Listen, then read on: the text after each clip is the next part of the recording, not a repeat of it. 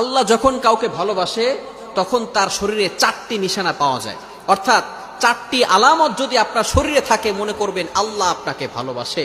4টি নিশানা। 1 নাম্বার হচ্ছে যাদেরকে আল্লাহ তাআলা দ্বীনের সঠিক জ্ঞান দান করেন তাদেরকে আল্লাহ তাআলা মহব্বত করেন। নাম্বার 2, দ্বিতীয় নাম্বার হচ্ছে যারা বেশি বিপদে পড়ে আল্লাহ তাআলা তাদেরকে মহব্বত করেন। যার শরীরে দেখবেন একের পর এক বিপদ আসতেছে, অসুস্থতা আসতেছে, বারবার বিপদ, একের পর এক বিপদ, একটা বিপদ যাওয়ার পর পরে আরেকটা বিপদ আসতেছে, আপনি হতাশ হবেন না প্রিয় ভাই। আল্লাহ তাআলা আপনাকে ভালোবাসেন।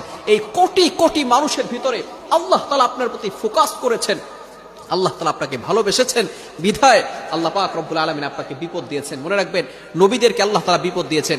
ইব্রাহিম আলাইহিস সালাম খলিলুল্লাহ এবং মিল্লাত আবিকুম ইব্রাহিম, যিনি সকল মুসলিম উম্মাহের সকল মুসলমানদের পিতা এবং সকল মুসলমানদের লিডার নেতা, সুতরাং ইব্রাহিম আলাইহিস সালামকে আল্লাহ তাআলা সবচেয়ে বেশি কষ্ট দিয়েছেন।